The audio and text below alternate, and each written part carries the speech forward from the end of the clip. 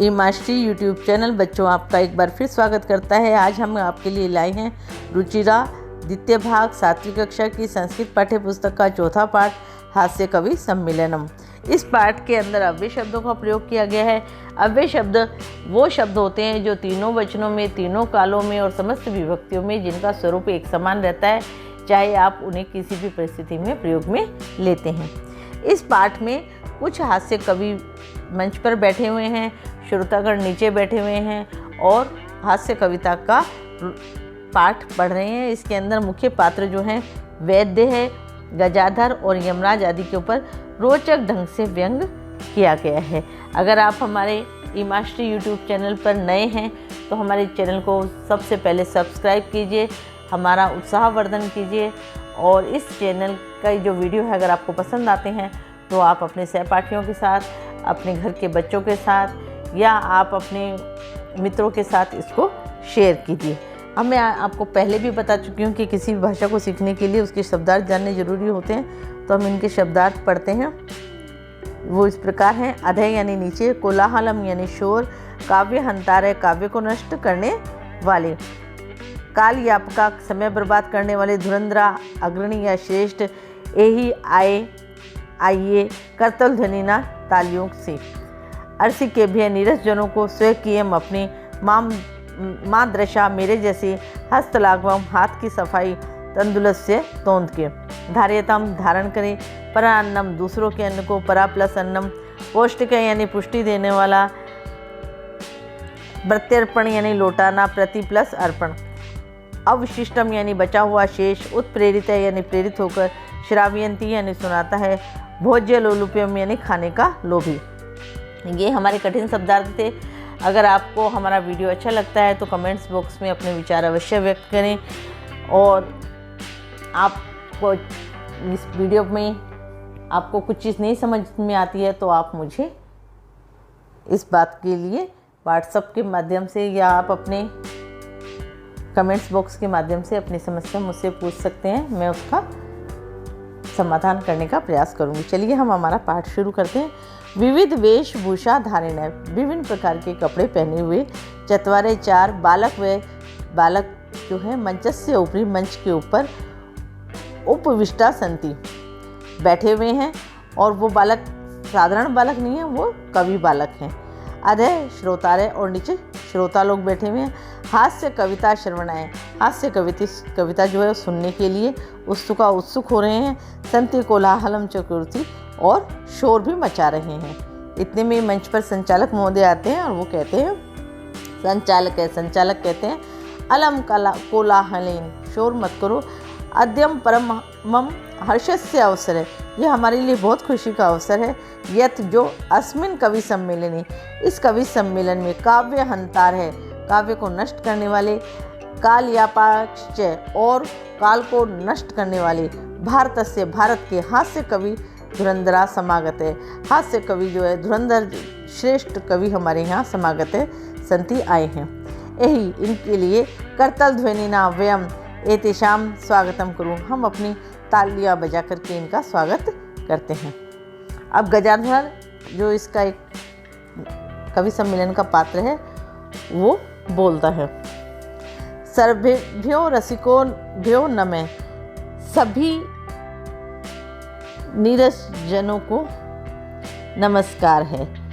प्रथमम यावत तावत अहम आधुनिको वेद्यम उद्देश्य, सबसे पहले तो मैं आधुनिक वेद्यों को लक्ष्य करके स्वकीयम अपनी काव्यम श्रवयामी सुनाता हूँ। अर्थात पहली जो मेरी कविता है वो आजकल के जो वैद्य हैं, डॉक्टर हैं, उनके लिए है।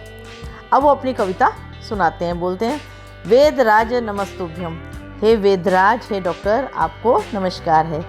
यमराज सहोदर, आप तो यमराज के भाई हैं। यमस्तु हरति प्राणान, यमराज तो प्राणों को ही हर लेते हैं। वेद्य प्राणान धनानी च, और वैद्य जो होते हैं वो तो प्राणों को भी हर लेते हैं और धन का भी हरण कर लेते हैं। सर्वे ऊंचे हंसंती, सभी ऊंचे हंसते हैं।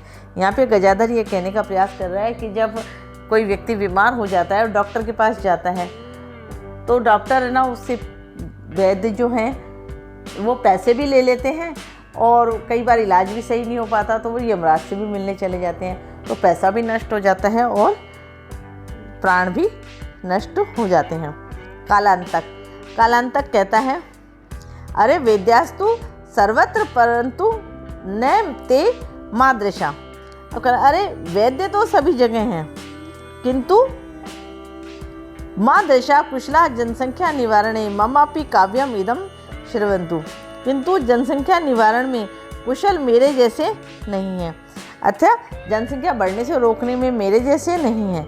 आप सुनो भवन्ते आप। चितां प्रज्वलित्वा दृष्ट्वा वेदो विस्मयगते नाहं गतो न मे भ्राता कश्चित् हस्तलाघवं सर्वे पुनः हस्ति। वो कहते हैं कि जलती हुई चिता को देखकर वैद्य आश्चर्यचकित हो गया, न तो मैं गया न ही मेरा भाई गया, फिर ये किसके हाथ की सफाई है। अर्थात इसमें फिर एक कविता के माध्यम से कालांतक ने कहा है कि मैं वैद्य हूँ, अगर मैं किसी की चिता को जलते हुए देखता हूँ, मैं सोचता हूँ मैं भी नहीं मरा, मेरा भाई भी नहीं मरा, तो ये जनसंख्या को कंट्रोल करने के लिए कौन मृत्यु को प्राप्त हो गया।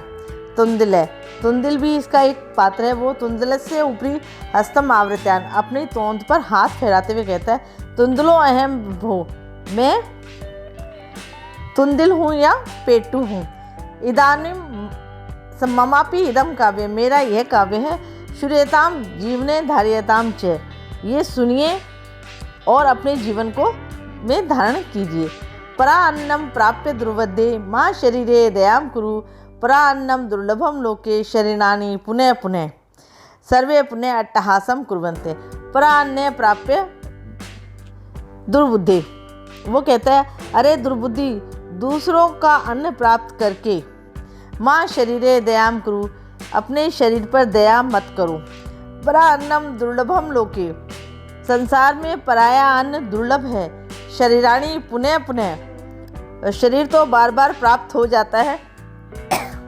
इसमें कवि तुंदिल जो है ये कहते हैं कि दूसरे का अन्न देख करके फटाफट पेट में खा के पेट को बहुत सारा मोटा सा मत करो, क्योंकि है ना अन्न तो नहीं मिलेगा, लेकिन शरीर तो बार बार मिल जाता है, इसलिए खाओ पियो मौज करो। चारवाक जो है इसका एक अन्य पात्र है।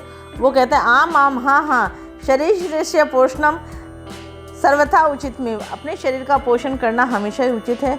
यदि धनाम नास्ति, अगर धन नहीं है, तथा ऋणम कृत्वा अपनी पौष्टिक पदार्थव्यम भोक्तव्यम, तो उधार लेकर के अपने शरीर के लिए पौष्टिक पदार्थ लेकर के खाने चाहिए। तथा कहते चारवाक कवि ने ऐसा कहा है, यावत जीवे सुखम जीवे, जब तक जियो सुख से जियो। ऋणम कृत्वा घृतम पीवेत, उधार लो और घी पियो। घृतम यानी घी। श्रोता है त्रही ऋणस्य प्रतरणम कथम, एक श्रोता जो है वो सुनने वाला बोलता है, तो फिर उसको उधार को चुकाएगा कौन। तो चारवाक कहते हैं, श्रूयताम मम अवशिष्टम काव्यम, अरे मेरा बची हुई कविता तो सुन लो। घृतम पीवित्वा श्रम कृत्वा, घी पियो और मेहनत करो। ऋणम प्रत्यर्पयेत जने, और उधार को चुका दो।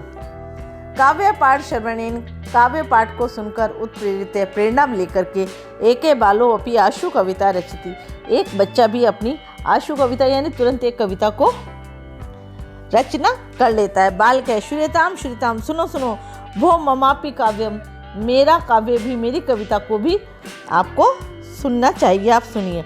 गजाधर है कवि चेव, गधाचर कहते हैं, तुंदिल भोज्य लोलुपे कालांतम तथा वेदे चारवाक च नमाम्यम।